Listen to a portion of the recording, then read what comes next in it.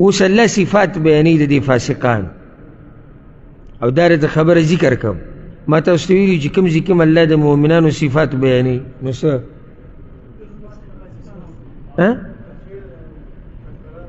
نه ما سورة بقره په اوله کې خبره کړې چې کوم ځای کوم الله صفات د مؤمنانو بیانوي نو څه دا به په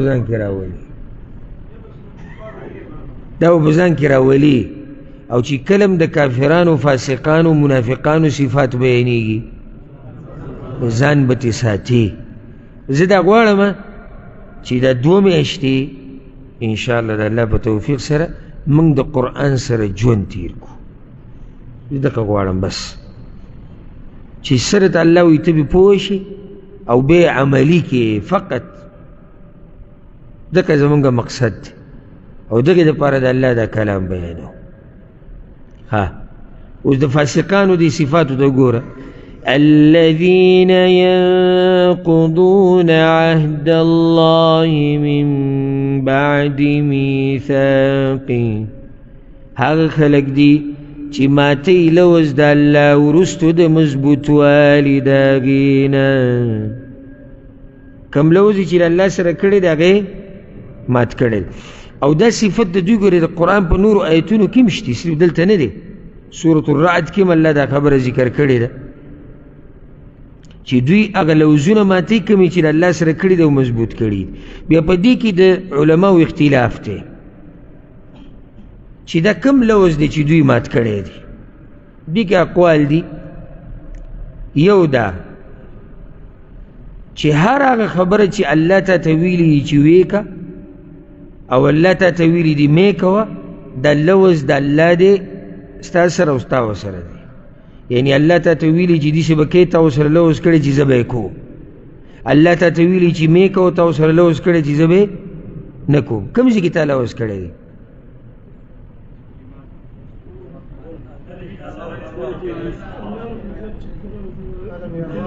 نه نه هغې له راځو هغه دویم نه نه عالم ارواح له راځم زه بارک الله فیک او دا زمونږ ملګری محمد صاحب دا نه پاکستان نه دورې له راغی اورېدو یو څو ملګري مخکې هم نور راغلي یو څو روان دي بهر نه یورپ نه یو څو ملګري روان دي دا ملګری نن راغی د دورې اورېدو دپاره او داسې خلکو سره سړی هغه غیبته کوي نه هغه حسد په خیر کې چېرې داسې خلک کوم شتي او دومره جذبه او دومره کوشش چې د قرآن د اورېدو دپاره سړی خپل ملک نه لاړ شي نو شتي خلک او شتي ځوانان خو موږ کمزور یو زه به خپله ځان ته کمزوره یم او تاسو به زورور یې خفه نه شي خو زه کمزوره یم نو زه چې کله داسې ملګري وینم نو زه ورته ځان له پسخېږم او ښه ډېر ورته پسخېږم نو جواب دا ضرور راکو چې سوال سو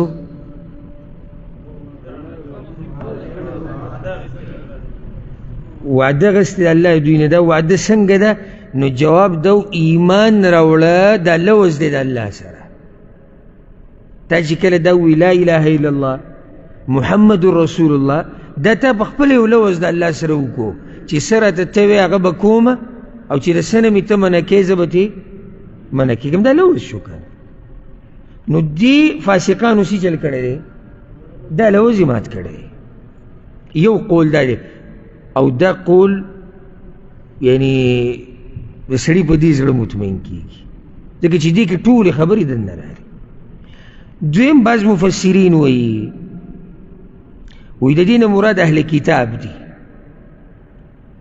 ولې وی اهل کتابو ته الله په تورات کې په زبور کې په انجیل کې د دې رسول صلی الله علیه وسلم باز کړو چې داسې به راځي او پیغمبر د هغه به دا نومي تاسو په ایمان راوړئ چې راغی دوی کې ډېرو په ایمان را نه وړو نو هغه لوز چې کوم د الله سره کړی و هغه یې څه کړو هغه یې مات کړو یو دا قول دریم قول کوم چې ډېرو وروڼو ذکر کو عالم ارواح کې چې الله د آدم د بچو نه لوز اخیستی دی او دا دا قول مضبوط قول. وإذ أخذ ربك من بني آدم من ظهورهم ذريتهم وأشهدهم على أنفسهم ألست بربكم، سورة الأعراف کی دی. یعنی دوی له د آدم علیہ السلام په شا کې وو، په ملا کې وو، او په هغه وخت کې الله زمونږ د ټولو نه لوز اخیستی دی، زه ستاسو رب نه یم. موږ ټولو ورته ویلي دي بله شهیدنا، او یا الله ته زمونږ رب یې، موږ د دې خبرې ګواهي کوو.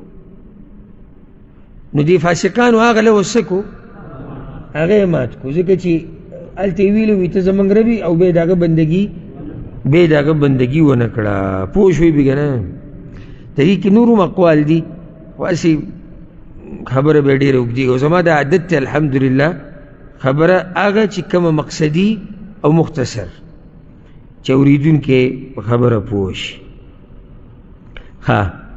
دویم صفت وَيَقْطَعُونَ مَا أَمَرَ اللَّهُ بِهِ أَن يُوصَلَ، او پرې کوي هغه څه چې حکم کړی دی الله په هغې چې پیوسته دې کړی شي یا یو دې کړی شي. یعنی د کوم شي په باره کې چې الله ویلي دي چې یو یې کوي، دوی څه چل کړی دی، دوی بیل کړی دی، دوی پرې کړی دی. اوس داسې شی دی، دې کې هم د مفسرینو اقوال دي. او ما څه فایده ذکر کړی د اصول التفسیر. اصول التفسیر یو فایده څه ده چې تا ته به پته ولګي چې کوم قول هغه ضعیف دی او کوم قوي دی. دا سړي ته هله پته لګي چې اصول د تفسیر ورته معلوم، او هغې بیان الحمدلله ماښام منځنه بعد روان. نو اصول د تفسیر چې سړي ته معلوم وي، سړي ته پته. نور اقوال خو ډېر دي د علماو او مفسرین. یو قول دا دی وایي دلته مراد خپلولي ده، دا مشهور قول دی چې الله امر کړی دی چې خپلولیان یې وساتئ، او دوی څه چل کړی دی، پرې کړي دي. یاده کوئ ګورئ، خپلولي پرې کول دا فساد دی.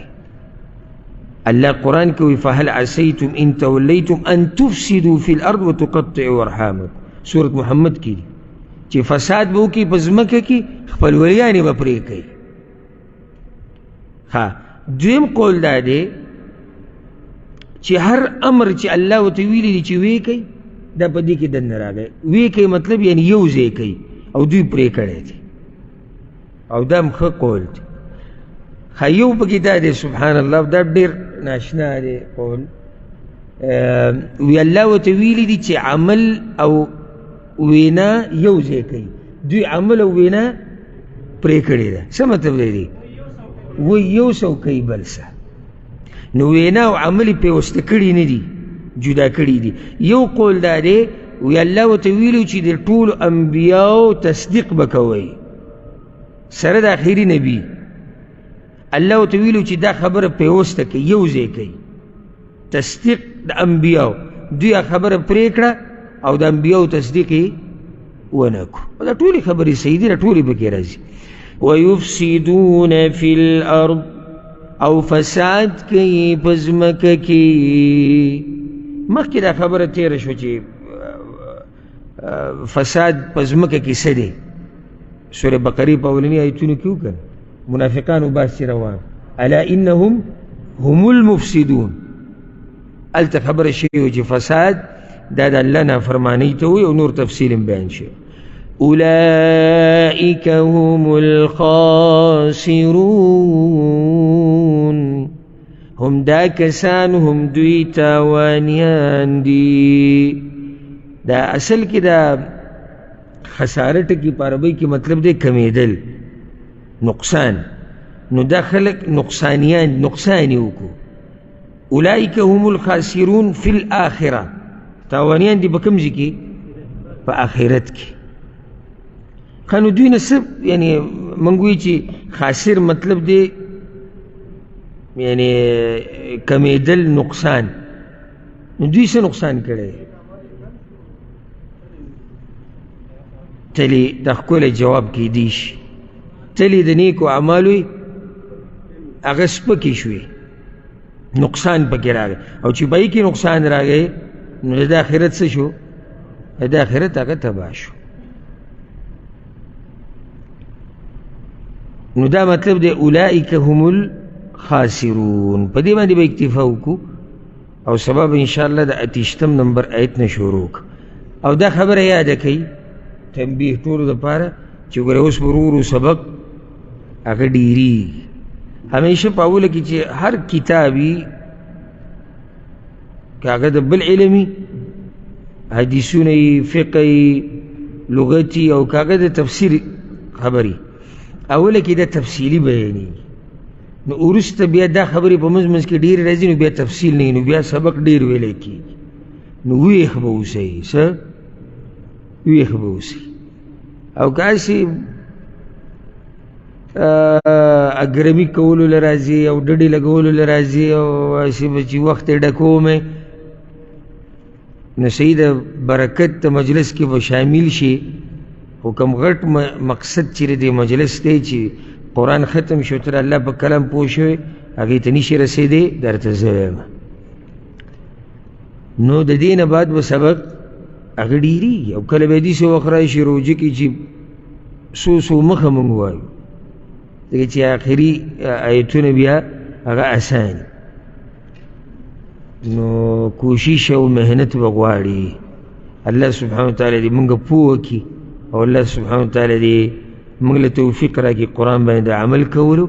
هذا والله أعلم وصلى الله وسلم على نبينا محمد وعلى آله وصحبه أجمعين.